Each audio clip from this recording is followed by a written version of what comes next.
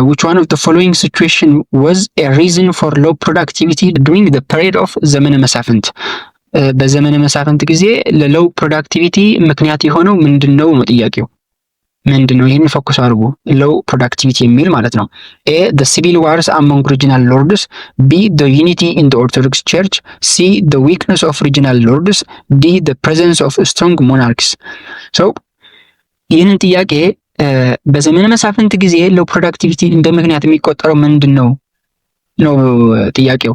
ስናየው ዘመነ መሳፍንት ወደ period of political fragmentation in Ethiopian history during which regional lords ወይም ደግሞ ራስ የምንላቸው ፋውት ፎር ፓወር ወደ ስልጣናቸው እኔ ነኝ ዶሚናንት መሆን ያለብኝ ወይም ደግሞ እኔ ነኝ ወደ ጠቅላላ እንትን መምራት ያለብኝ የሚል እርስ በርሳቸው ጦርነት ላይ ነበሩ በዘመነ መሳፍንት ጊዜ ማለት ነው።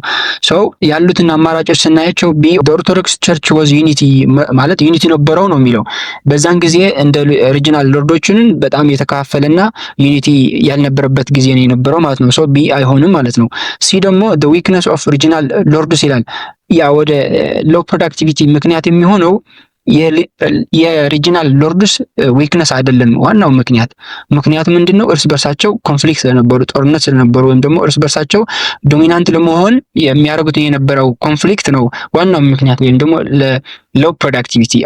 እንደምናውቀው በሆነ አካባቢ ኮንፍሊክት ካለ ወይም ደግሞ ጦርነት ነገር ካለ ፕሮዳክቲቪቲ ነው የሚቀንሰው። ምክንያቱም ኤቭሪቲንግ ክሎዝ ነው የሚሆነው ወይም ደግሞ ዲስትራክሽን ስላለ ሎው ፕሮዳክቲቪቲ ያጋጥማል። በዚህ በኩልም ማየት እንችላለን ማለት ነው። ዲ ደግሞ the presence of strong monarch strong monarch አልነበረም። strong monarch ቢኖር ኑሮ እርስ በርሳቸው ለዶሚኔሽን ወይም ደግሞ ወደ ላይ ስልጣን ለመውጣት ብዙ እንትን አይሉም ነበር ማለት ነው። strong monarch የሚል ዲ ያለው ቾይስ ትክክል አይደለም ማለት ነው።